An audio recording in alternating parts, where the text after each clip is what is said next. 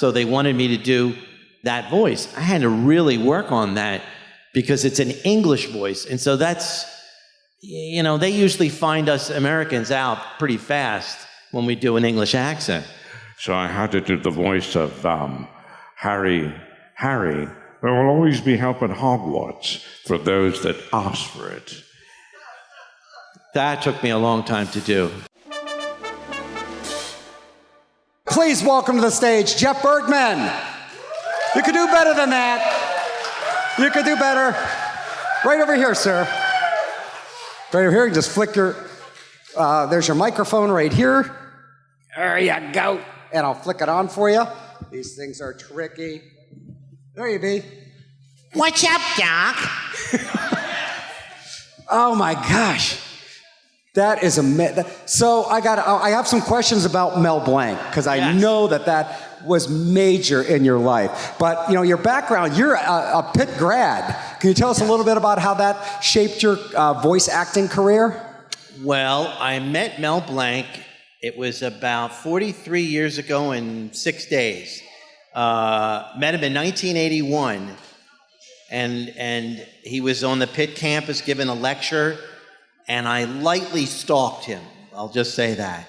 I followed him back to his motel and knocked on his door, and I heard this voice, just a jiffy. And I thought, oh my God, I know that voice. That sounds like kind of like Barney Rubble. And he let me in, and we talked for about 45 minutes, and that was like the start of my career, but I didn't know it. How old was he when you met him?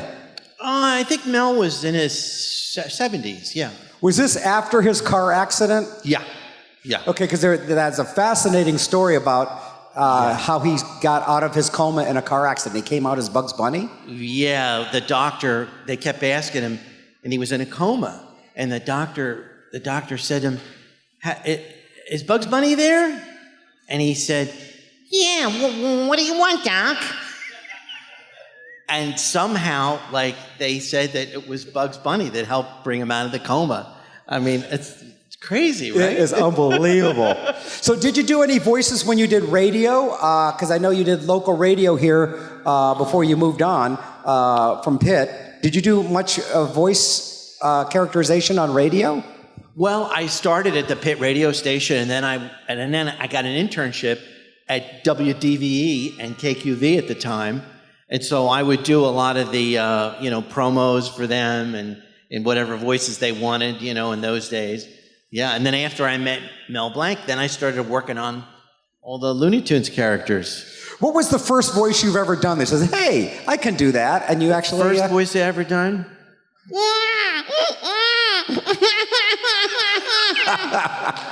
I just don't remember it, but I think that's probably the first one.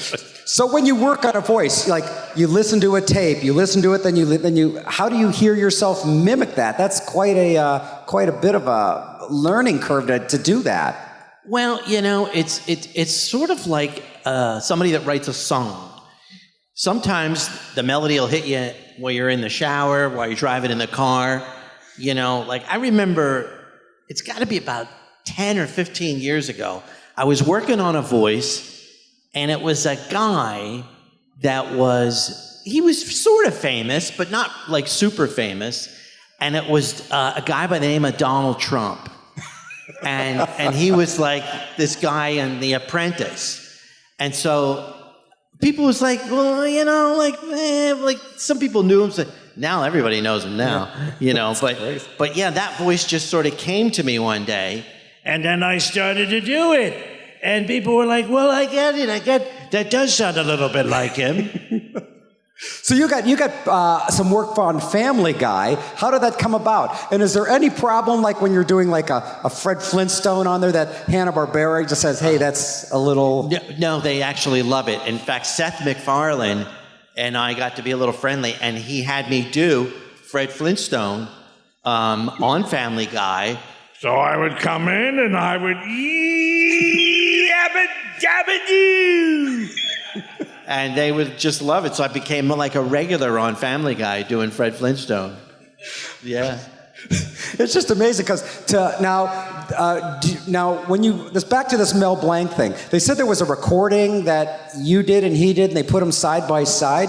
Oh, well, that was like an audition that I created where Mel was on one channel and I put my voice on the other channel. Brilliant. So the Warner Brothers could, toggle back and forth and hear the difference, That's amazing. And you're pretty familiar with Mel Blanc's son? Yes, I'm very friendly with Mel Blanc's son. He's about 85 and a half now. And so we didn't know it, but I found out I live about 10 minutes from him in Santa Monica. Wow. Yeah, I know, right? I know you're going to hate this question, but do you have a favorite? A voice that you do that just kind of says, this is my home run. This is, I could do this all day. Now, people ask me that, and I think it changes. But there's one voice that I've done where I didn't copy this voice from anybody. I didn't imitate it. It was a voice that I created. And see if you guys recognize this voice. Hi, my name is Gus, the second most famous groundhog in Pennsylvania. Keep on scratching. You're the lottery guy too? How did you get that gig? I auditioned for it many years ago. And I had to give the job up.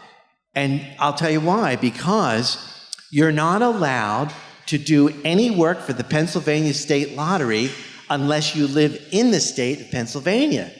So I moved to California, and I thought, you know what, I'm just going to pass it on to somebody else.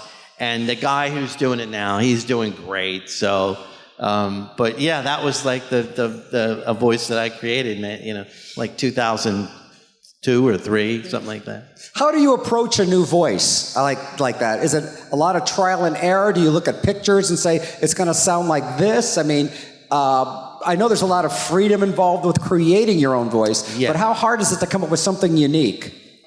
It is very hard because if they show you a picture, it's great because then you've got, I think it would be a gruff voice and that would sound great coming out of that character's face, But if they don't show you a picture, it's a litittle tougher, Mm-hmm.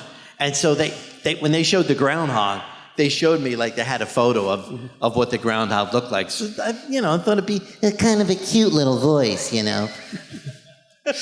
So one voice actor, I was curious. My favorite voice actor is Daws Butler. I don't know if you're familiar, if you ever met him or do any of the voices he used to do, but... Yes, I never met Daws, but I ended up doing... Yogi Bear for the show Jellystone. Yeah, all right, boo-boo.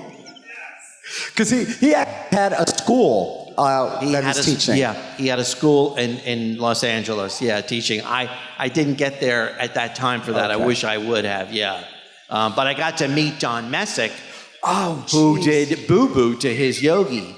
And so I got to work with Don and also do Boo Boo as well. Hey, Yogi, we're going to get in a lot of trouble with Mr. Ranger. Yogi, put down that picnic basket, Yogi Bear.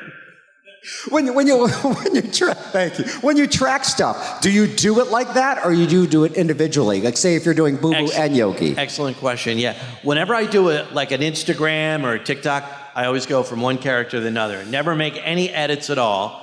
But in the studio, the directors kind of like you to do, like if I do Bugs. And then I'll do Daffy, we do them separately because they have different levels, Yeah, that's true.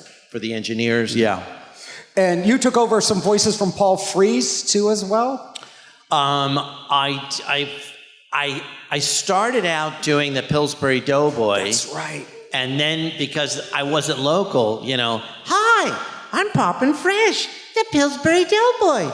Nothing says lovin' like my chocolate chip cookies. But then I started, the longest voice I've done in my whole career is this voice. See if anybody knows this voice. Tell him Charlie sent ya. I'm still trying to get hooked by Starkist. Charlie the Tuna. Yeah, Charlie the Tuna. Yeah. Now, I think that company has some headquarters in Pittsburgh. Yeah, it was in Pittsburgh, Starkist Foods, and then I think they moved to Virginia, I want to say. Mm-hmm. Yeah. But I've been doing that voice since 1980. Ooh, that's going to date me a little bit. 87.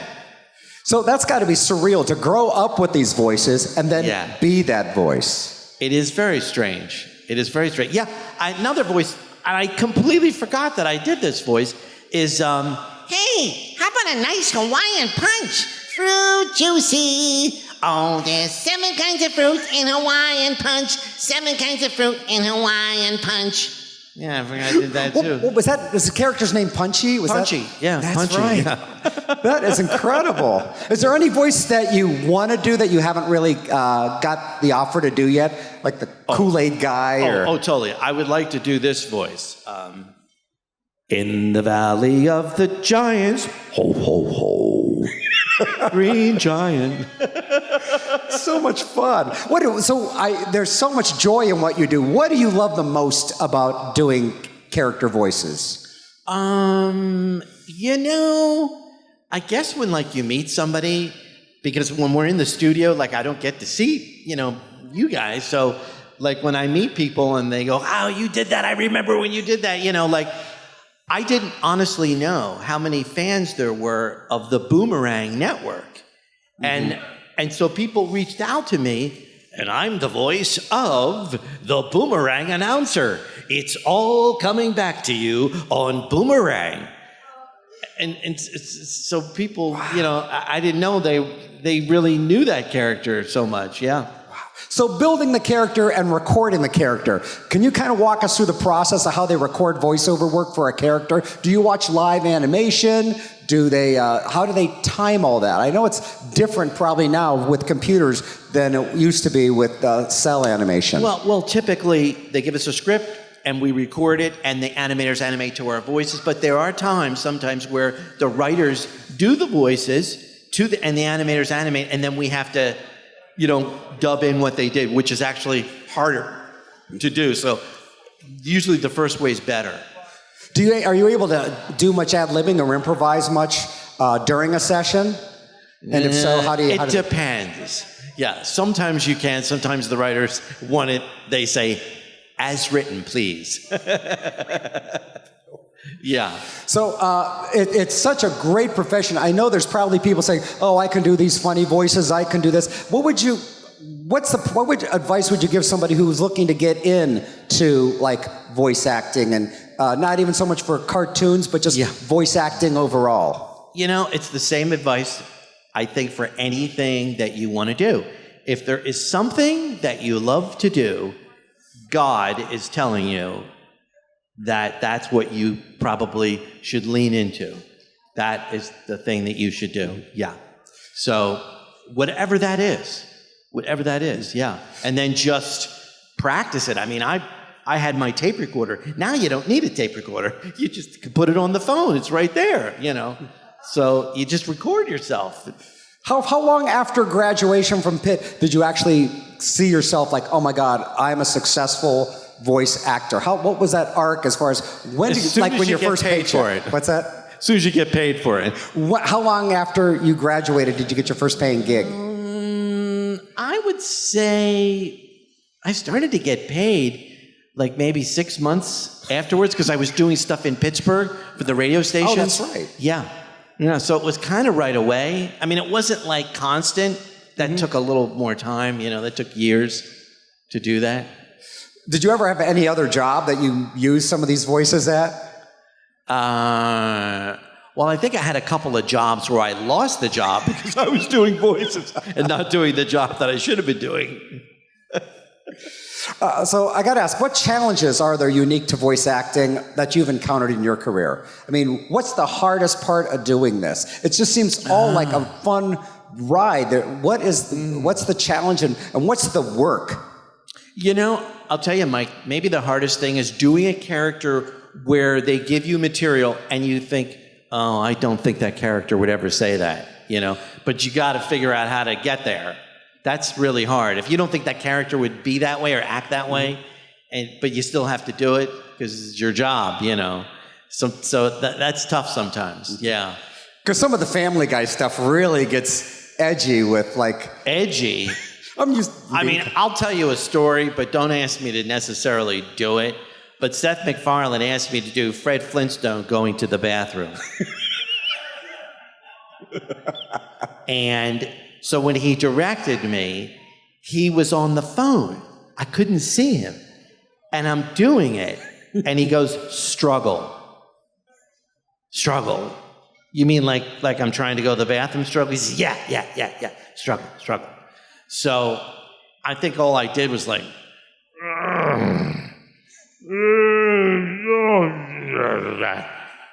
and he is cracking up, hysterical. And just wanted me to keep doing it again and again, just so that he could laugh. Yeah. It's crazy.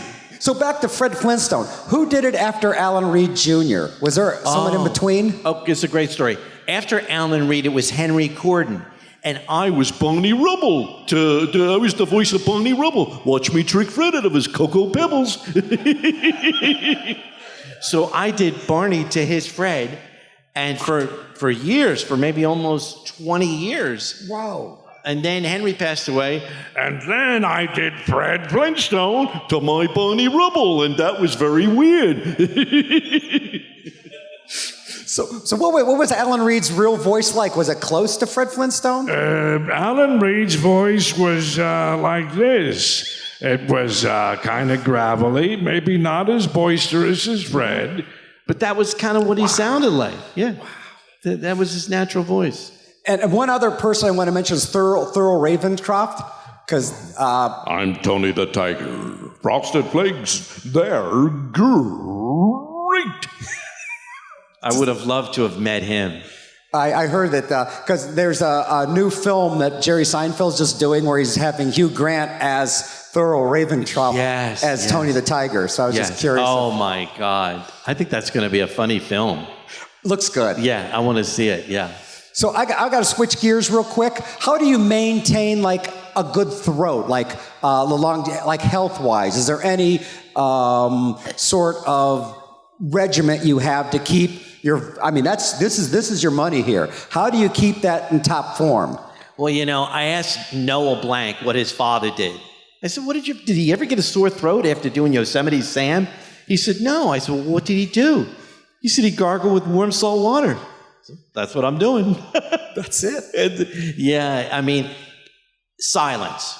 Mm-hmm. If you can do a whole day of silence, then you'll get your voice back, it'll come back. Is there a voice that kind of blows your voice out that says, I can only do this, like a Yosemite Sam, that really, okay, I can't do this for 8 hours in the studio? Yeah, I would say Yosemite Sam. Sylvester, now you're getting to be a big boy now, son. And there comes a time we must discuss some of the mysteries of life. Gosh, Father, you really know your stuff. I think. That's a hard voice to do too, because it's so high. Wow. And that's also, isn't it Blabbermouse has kind of that voice too? From Blabbermouse. Blabbermouse, yeah, it's a high-pitched voice, yeah. But sometimes they speed the voices up too, Did they do that with Don Messick? Because when he did like Pixie and Dixie, did they speed his voice up where he could actually get that high? I kind of think he could crazily get that high, actually, yeah. I think so, yeah. So what are you currently working on now? You have like a dream character that you want to do in the future, or what? Well, let's see. Tiny Toons. I'm doing Bugs in Tiny Toons, and Sylvester and Foghorn, and then Jellystone. I'm Yogi Bear, and Jinx the cat, and Wally Gator, and then George Jetson on Jellystones as well. And then I'm also in the Marvel Cinematic Universe. I do the voice of Odin that was originally done by Anthony Hopkins. So let's see, what's a good line? I knew I should have locked you away when I had the chance. So I got to ask, when you're out and about, does it get... I know you love doing this, but people are going to say, can you do this voice? Can you do this voice? Oh, I love it. I was going to say, because it just comes so natural and it's just so fun. Well, some of the voices are really hard. Like, I had to go through several auditions when Michael Gambon passed away. I don't know if you guys know, he was the voice of Dumbledore in Harry Potter, and so they wanted me to do that voice. I had to really work on that because it's an English voice, and so that's, they usually find us Americans out pretty fast when we do an English accent. So I had to do the voice of Harry. Harry, there will always be help at Hogwarts for those that ask for it. That took me a long time to do. Yeah. Because you have to do the accent as well. So, do you ever do any voiceover that's not animation? Like, they need something for a film. They need something for, like, an offset voice in film or TV. Or is it strictly animation that you just kind of step up to? Well, I do a lot of animation. A lot of times I'll do the presidents. I've done a Donald Trump for our cartoon president, Joe Biden. I did Ronald Reagan for the Call of Duty game. Well, I had to do the voice of Ronald Reagan. And let me just say, Mr. Gorbachev, tear down that wall. So when you do a voice, do you see the person in your head? Yes. I have to have a visual of that person in my mind. Like I was working on, what's his name? Willem Dafoe, you know, who's a Green Goblin. And I sort of have to see him in my mind because, a lot of people think I'm really, a bad guy, but I'm not. I'm a nice guy, except a Spider-Man. Oh, let's just do this for another hour. I mean, it's inexhaustible. Was there any voice that you obviously, like, the higher voices are difficult, but were there any, like, I don't even want to try that, or just everything's on the table? Well, you don't say no necessarily. Sometimes the musicality of a voice is tougher, like with the Dumbledore voice. Mm-hmm. It's hard because you have to... I've got to get down there and that lower register, but I have to make sure that I'm English. Like, I also do the voice of Hagrid as well. Harry, happy birthday, Harry. It's not every day you're 11-year-old. Your youngin' turns 11 now, is it? And that was another, because he's got a kind of a combination of ethnicities, nationalities in his voice. So one thing I noticed too, I know it's just like a voice thing, but they're so physical. You can see talking from your chest, coming from here. So I actually see like a facial expression and a posture that goes with that. Do you study that too, or does that just naturally come? I kind of think because you see the character in your head, like when I do Tweety, like, I see the yellow bird in my head, and so... Ooh, I thought I saw a putty tat. Oh, what a beautiful morning. Oh, what a beautiful day. Could go on for eons with this. One time I sat in my room and I thought, you know what? I'm just going to spend the entire day laughing as each particular character, but not do their voice, just their laugh. And my wife said to me, you should put that on TikTok. So maybe I'll do that, Do you do Muttley? Muttley? Okay, now that is a wheezing thing. It's like, I can only do it if somebody makes me laugh really hard, then I start to wheeze. But the heartbeat was actually my second voice that I ever did, I think.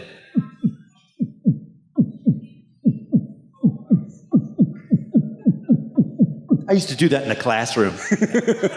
And I never got caught because I didn't open my mouth. Did you ever do any stand-up comedy before animation? I did do stand-up comedy, but the problem was I just wasn't funny at the time, But maybe I would do it again today. I don't know. I sometimes get the itch that I could do it. Great. Yeah. Would you mind getting some questions from the audience? Absolutely, yeah. Raise your hand. Does anybody if you have got any questions? Oh, this gentleman in the bright yellow. That's my favorite color, by the way, yellow. There you go. Here you go, Charlie Brown. Hey, when did you start doing Yogi Bear cartoons? My gosh, I think I started doing Yogi for Boomerang. That was the first time I think I did it for like some of their little promos. And then I auditioned for it for Jellystone for HBO Max. And so, he's after Bugs Bunny and Fred. I think Yogi might be my favorite. Yeah. Yeah, I love Yogi. Anybody else? Yep, that gentleman we have a right question there. here. I was wondering, because I looked up some of your voices, because the article in the paper beforehand was a little confusing, and I noticed you did the last two, you were the Joker in the last two Batman movies Adam West did, the cartoon movies. Yes. How was that experience? Did you get to meet Adam West? Well, first, thank you for that question. And I want to tell you that was a dream come true. Because about a year, maybe 2 years before I did that project, I met Adam West at a Family Guy recording. And he was sitting there and talking like this. Somebody's stealing my water. And I just couldn't believe, it's like this was my favorite human being on the planet, and I'm talking with him. But anyhow, the Batman, Return of the Cape Crusaders, because I was such a huge fan of that show as a little boy, and I remember seeing it back in the 60s. And Cesar Romero was incredible. So, I mean, my job was to rewatch every cartoon that the Joker was in. So, I mean, it was maybe the most fun experience because, like you said, Mike, there you are doing the voice of your childhood. Let me give you a little Joker here. Oh, look who it is. Bad boob and boy blunder.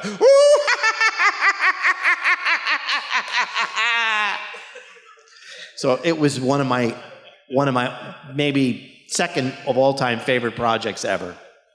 Thank you for that question. Amazing. I have a question and a request, if you don't mind. Of course.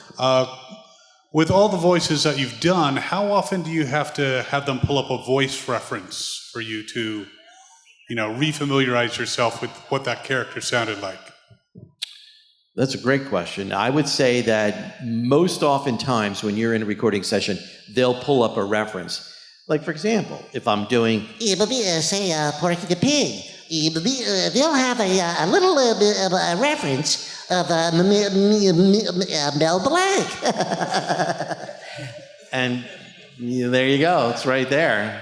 Yeah, one time I had a job, and I had a bad cold, and the director had my audition on his phone, and he goes, "This is what I want you to sound like." And I said to myself, I'm never going to get there because I had such a bad cold. You know, when you have a bad cold, you can't hear, you get everything, you can't taste anything.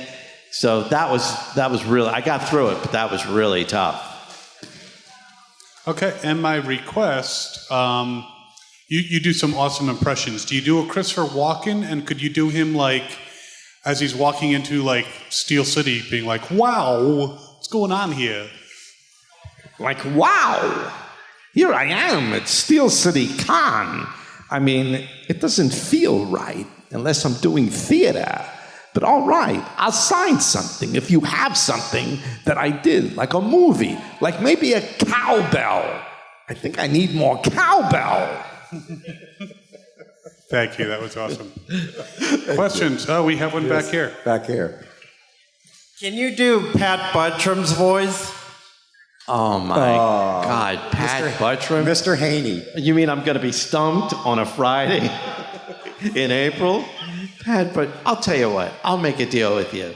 You pull a reference of Pat Buttram up, there you go, reference, and I'll do it right for you. Okay. I can't, oh my God, it's not in my brain. It's terrible. It's terrible. And it'll happen again to me. Somebody else me again. Just to punk me. So I owe you on that one. Okay. Look it up on YouTube and find something. Speaking of voice, a lot of the cartoon characters are actually taken from radio characters, like Foghorn Leghorn was Senator Claghorn.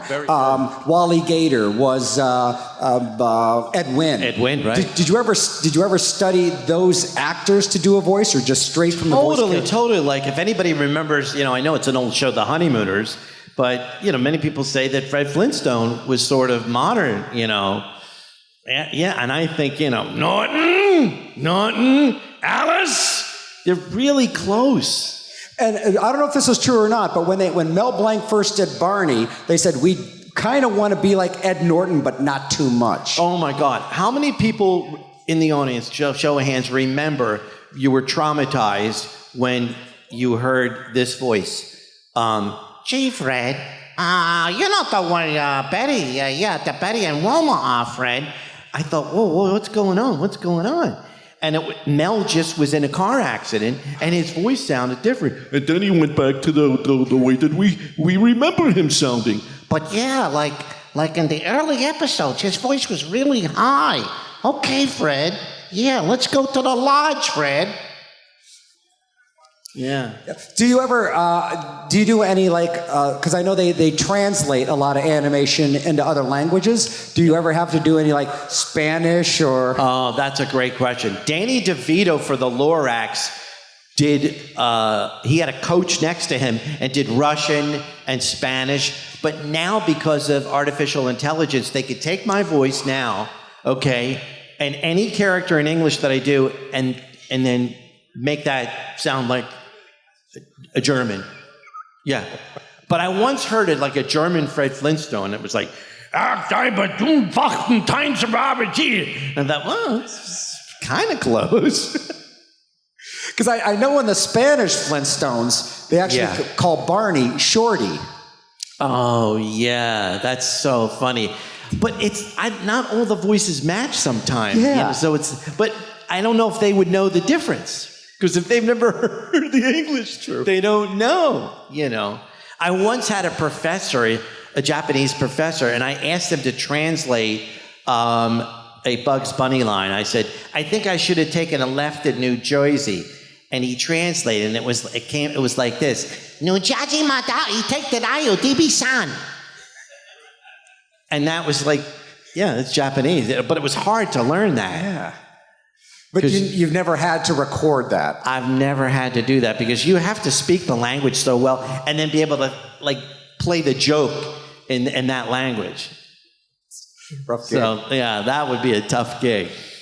Time for a few more questions? Oh my God, we're killing time here. This is awesome. We have one up here. Are you going to go back to your table after we're done with the Q&A? I think so, yeah. Okay, so keep that in mind. So believe me, I'd want to hang out with this guy all weekend. When the Q&As are done, he's going to head back. Let's get some more questions. Hello. So with some of the legacy characters, there's a lot of active voice actors that do, like, for example, Eric Bauza also does Bugs Bunny. Right. Do the projects have an idea of this is who I want, or do you go in and audition each time? How do they kind of decide between the massive pool of talent? You know, that's a very good question. I mean, I kind of think it's like James Bond in a way. Like there's several James Bonds. Who's going to be the next James Bond after Daniel Craig? I don't know. But like each person, you know, I mean, obviously Mel Blanc was the original. Then I came in after Mel. There was Joe Alasky and Greg Burson and Eric. There's a whole bunch of people. Everybody brings, I think, something different to it.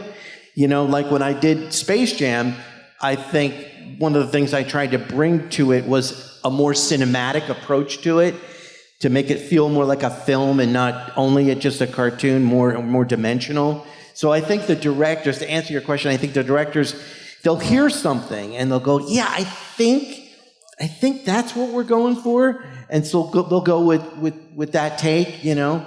But then sometimes we don't audition for it. Sometimes the director will just want that particular person for that role, you know. So you don't know until you know, you know. I hope that answered your question. Do you ever get into Bugs Bunny battles with any of the other Bugs Bunny voice actors? Like you find Billy West and you're like going... Okay, that's awesome because I was at the San Diego Comic-Con and so the moderator got me into an argument with a guy doing Morgan Freeman. We did dueling Morgans. So I was there like that doing Morgan Freeman. In 1966, Andy Dufresne escaped Shawshank Prison. And then he was doing his Morgan Freeman. And then we were doing dueling De Niro's. What's the matter with you? What's the matter with you? What are you, a wise guy? What's the matter with you? What did I tell you? What did I tell you? Did I tell you not to spend that money? What's the matter with And we were going back and forth doing dueling De Niro's. So I didn't even know that was going to happen. Awesome. Yeah. I have another Mel Blanc question. Yes. I heard that he hated carrots. So when he did Bugs Bunny, he chewed celery. Do you chew celery or carrots with your Bugs Bunny, or don't even do it? Let me see. I've never chewed carrots. I think Eric did once in a session. Mel Blanc, according to his son, he said his dad was fine with carrots. Oh, really? Yeah, his dad was fine with it. But they say you can't make that with an apple. That a carrot is better. So yeah. Now here's a fun fact. How many people know that Mel Blanc did not do the voice of the Roadrunner? Did you all kind of know that? Yeah. Wasn't that a tape recorder? They made some sort of a sound effect. I've tried to do it. I mean, the closest I can get to it is meep meep, meep meep. That's kind of as close, but meep meep. Yeah. Well, that was really good. That was really good. Damn. We got another voice talent. That was me. That was you. Because Because what I heard, they had to get like a tape recorder, a bottle, get that. They had to do that, and then they had to save that tape and make sure. Yeah, and that's a sample, and it's the same one they've used probably since the late '60s. Yeah, I know, right? And he didn't do the voice of Elmer Fudd. A lot of people, Mel was the only one that got credit in those days. Oh. But it was Arthur Q. Bryant that did the voice of Elmer Fudd, and Arthur Q. Bryant, that's basically what he sounded like. That was his natural voice, Arthur Q. Bryant. Who did Droopy Dog? Well, there's several people that did Droopy Dog. Don did his version of it. There was like about 5 actors that did Droopy. Hello, folks. I've done Droopy for a Tom and Jerry film. I'm so happy to be here. Can you tell? Droopy joke. Excellent. So another, it's just going through a million miles. My whole childhood cartoon reel is rolling through my head. I got to ask, as far as Droopy Dog, that started out on radio, if I'm not mistaken. Oh, I know who I wanted to ask you about. Yeah. Candy Candido. Are you familiar with Candy Candido? He was a 5-octave range. He was the guy who did, I'm feeling mighty low. Yes. That's sort of like on the other end of like somebody that has perfect pitch, yes. And I wonder if they do have perfect pitch, because if you have that kind of a range, There's a YouTube video called One Meatball by Candy Candido. I've got to see that. Please do me a favor, because he goes from that Thur Ravencroft's bottom to like the Tweety Bird top, like that, and you could actually see that his voice hits the middle on the way up, so it wasn't. Oh my God! So that's my little nugget to you. Well, there's actually a video where they have Mel Blanc's. I don't know if you guys have seen this. His vocal cords. Like there's a YouTube video where he just his vocal cords. So I don't know. People have told me I should get my voice insured. And I haven't done it yet, so I don't know, maybe I should do it. Not a terrible idea. Maybe. So how many Comic-Cons have you done? Not many, right? This is my first Comic-Con signing I've ever done. I've never done them. And it's pretty cool. You picked the right town. Well, this is my town. I went to school here. I raised my sons here, so I'm very proud. Got time for 1 or 2 more questions? Yes. Raise your hand. 1 or 2 more? I have one. All right. Have you ever gone through the recording process and then they later on came back and said, after we put this all together, that particular character voice didn't work, so we want you to redo it? Have you ever had to go through that nightmare? Okay, well, in 1990, I got to meet Quincy Jones. And I got to hang with him, and we were doing a project called The Dude. And it was a character that he created. And so they had me come in as Bugs Bunny, and I was singing, or I was going to try to sing with Quincy Jones. And oh my God, it was very funny and really fun. But when Warner Brothers saw it, they were like, We're not going to have Bugs Bunny in Harlem with the dude. I mean, today it would be like, people would be like, oh my God, yes, you got to do that now. But back then, I don't know, they just didn't see Bugs Bunny doing that. But I would love to have seen that. You know, I don't even know if they animated it. But gosh, that was so exciting to do that. So I have one final question. This is a bit of a nightmare question. Do you ever get stuck and then can't stop doing a voice? You're in the character, you're doing the voice, and someone says, hey, listen, you're still doing Popeye. After a session, after doing it all day, how hard is it to switch it off? Oh, I can do it right away. Okay, yeah. There we go. That's not a problem, yeah. Because if you can't, that's called you've got a problem. I was just checking. A big round of applause. Jeff Bergman. Thank you, guys. Unless there's anything else you want to yak about. I guess if for now, that's all, folks. Give it up. Jeff Bergman headed back. Get up there. This guy, everybody's childhood right before your very eyes. Good news, everyone. You can subscribe to Fandom Spotlite for free. What? That doesn't seem right. And this says have fun and follow your fandom, whatever that means.